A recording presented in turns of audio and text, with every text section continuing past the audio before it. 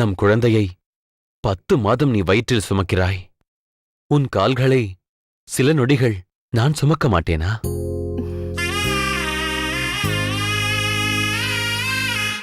இதை செய்வதில் எந்த அபச்சாரமும் இல்லை. நீ நல்லபடியாக ஒரு பிள்ளையை பெற்றெடுக்க வேண்டும். அதற்கு எந்த உதவி வேண்டுமானாலும் நான் செய்ய தயார். காலை கொடு, கொடு. மெதுவாக.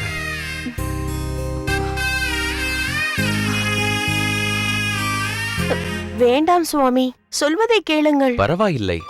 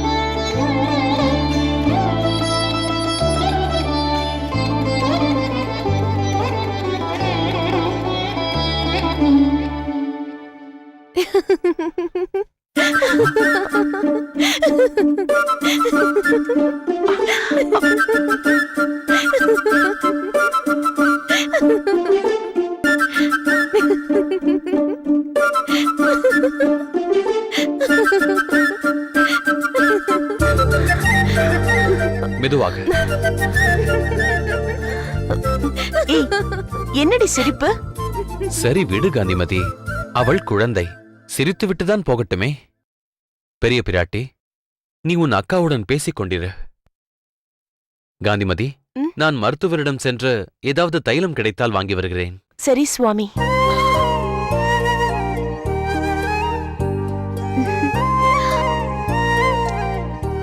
என்னக்கா இது? பட்ட பகலிலேயே அத்தெம்பேர் உன் காலை பிடித்து விட்டுக் கொண்டு ஏதோ கொஞ்சிக் கொண்டிருக்கிறார். நீயும் அதை சுகமாக அனுபவித்துக் கொண்டிருக்கிறாய்.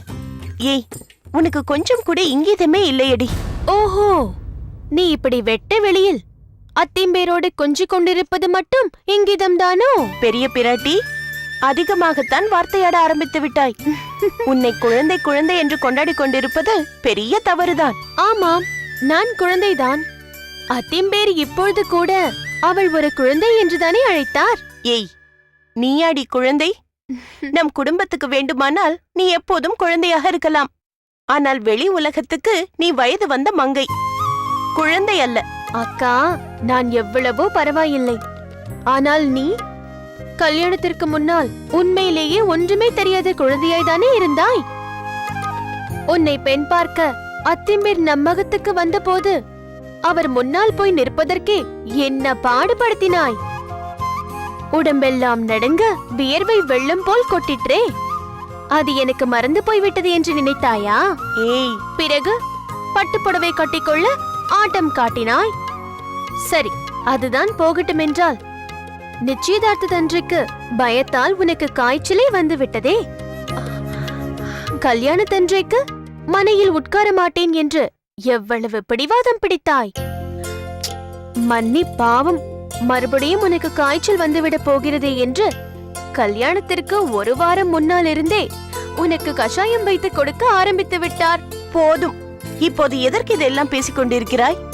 இல்லையக்கா, அப்படி ஒரு அப்ராணியாய் இருந்த உனக்கு சீமந்தம் முடிந்து இப்போது ஒரு குழந்தையும் பிறக்கப் போகிறதே, அதை நினைத்தால்தான் ஆச்சரியமாக இருக்கிறது. சரி, இதையெல்லாம் விடு. அது எப்படி நடந்தது? எது? அதுதான் அக்கா, அது அது ஏய் போடி, எனக்கு ஒன்றும் புரியவில்லை. எது? ஐயோ, சட்டென்று எதையும் புரிந்து கொள்ள மாட்டாயா? சரி, நான் நேரடியாகவே கேட்கிறேன். மணமேடையில் அத்திம்பேரோடு உட்காரவே பயந்து நடுங்கிக் கொண்டிருந்த நீ திருமணம் முடிந்து முதலிரவில் எப்படி இருந்தாய்? அதை சொல். ஏய் போடி, சொல்ல மாட்டாயாக்கும்? என்னடி நீ? இதையெல்லாம் யாராவது வெளியில் சொல்வார்களா? வெளியில் சொல்ல வேண்டாம், என் காதோடு சொல். போடி, அதையெல்லாம் சொல்ல முடியாது. சொல்லக்கா. என்ன இப்படி வம்பு செய்து கொண்டிருக்கிறாய்? போய் புழக்கடையிலும் வாசலிலும் கூடத்திலும் உனக்கு பிடித்த கோலத்தை போடு போ. ம்ஹும். நீ இப்போது சொன்னால்தான் ஆயிற்று. முடியாது. நான் காதோடு தானே சொல்ல சொன்னேன். முடியாது. முடியாது. முடியாது. சரி, அப்படி என்றால் அத்திம்பேர் உன் காலை பிடித்து எப்படியெல்லாம் கொஞ்சிக் கொண்டிருந்தார் என்று எல்லோரிடமும் நான் சொல்லிவிடுகிறேன். ஏய் ஏய், எங்கே போகிறாய்? வேண்டாமடி. நீ சொல்லவில்லை என்றால் நான் சொல்லிவிடுகிறேன். என் சமத்து இல்லையா நீ? என் செல்லம் இல்லையா? யாரிடமும் ஒன்றும் சொல்லாதேடி. அப்படியானால் நீ சொல். சரி, சொல்லி தொலைக்கிறேன். அப்படி வா வழிக்கு. சொல் சொல். நான் யாரிடமும் சொல்ல மாட்டேன். அன்று என்ன நடந்தது?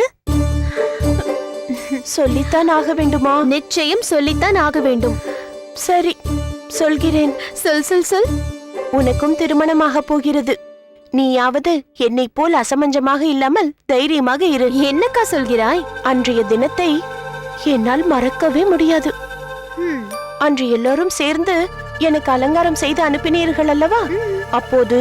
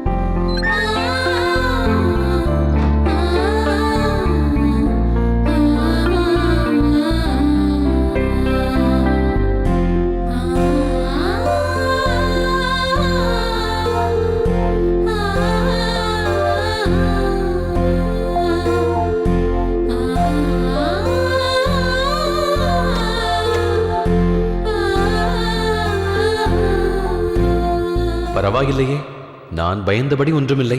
தெளிவாகத்தான் இருக்கிறாள்.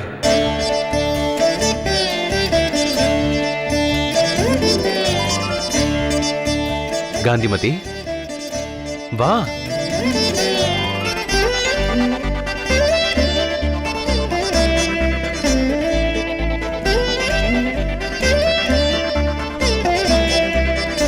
உட்கார் காந்திமதி.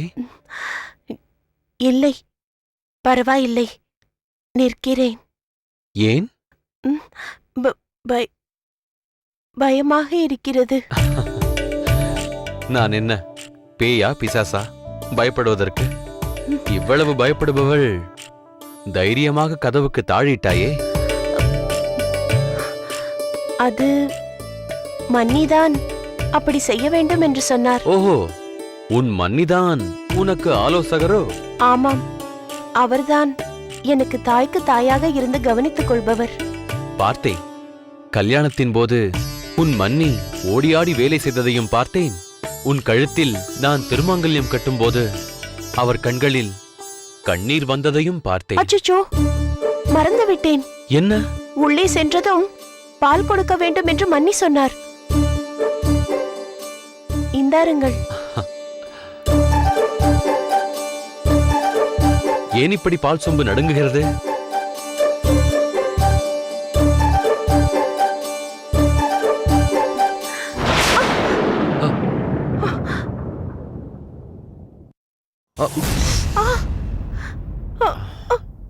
மன்னித்து விடு. பரவாயில்லை. இல்லை, நீயே எடுத்துக்கொள்.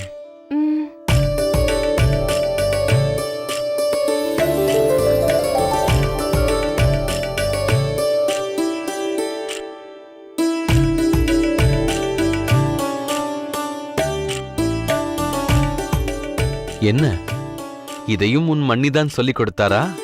ம், பாலை அருந்துங்கள். நான் மாட்டேன் என்றா சொன்னேன்?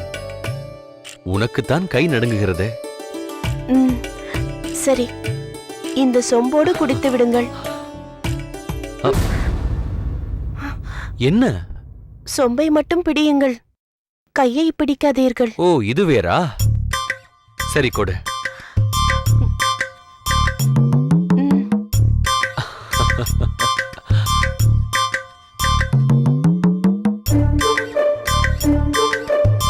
இருங்கள்.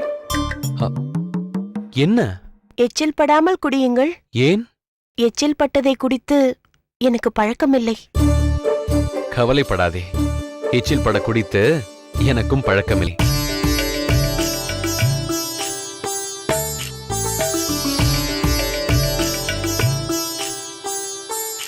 மொத்தத்தையும் குடித்து விடாதீர்கள், எனக்கும் மிச்சம் வையுங்கள். ம், மன்னிதான் சொன்னார்.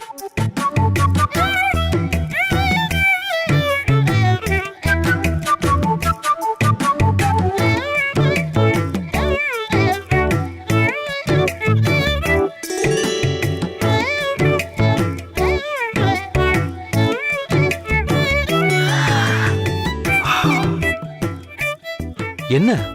உறக்கம் வருகிறது. உறக்கம் வருகிறதா? வெறும் பால் கொடுப்பதையும் காலில் விழுவதையும் மட்டும்தான் உன் மணி சொல்லிக் கொடுத்தாரா? மற்ற விஷயங்களை சொல்லிக் கொடுக்கவில்லையா? இல்லையே. சரி, பரவாயில்லை. நான் சொல்லிக் கொடுக்கிறேன். என்ன? சாந்தி முகூர்த்தத்தில் எப்படி நடந்து கொள்ள வேண்டும் என்பதை நான் சொல்லித் தருகிறேன் என்றேன். முதலில் இப்படி வந்து உட்கார். பயப்படாதே, உட்கார் காந்திமதி.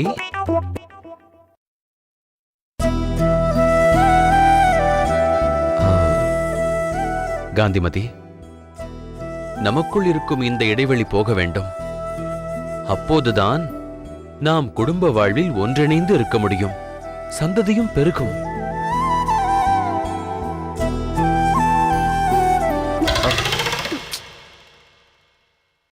என்ன இது? இப்படி பயந்தால் எப்படி? எனக்கு உறக்கம் வருகிறது. உறங்கலாம், சற்று பொறுத்து உறங்குவோம்.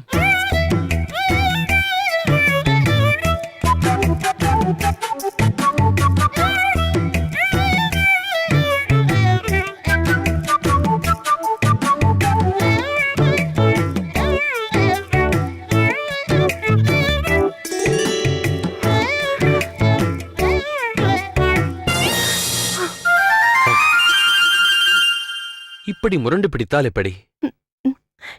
இதையெல்லாம் மன்னி சொல்லவில்லையே. எல்லாவற்றையும் அவரே சொல்வாரா? சிலவற்றையெல்லாம் நாமத்தான் புரிந்து கொள்ள வேண்டும். புரிகிறதா?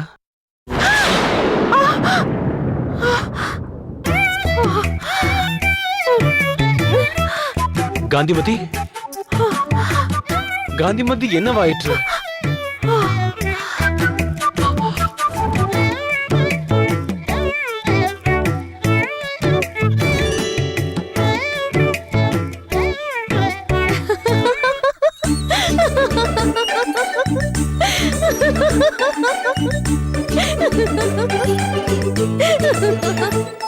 சரியான ஆளக்கா நீ.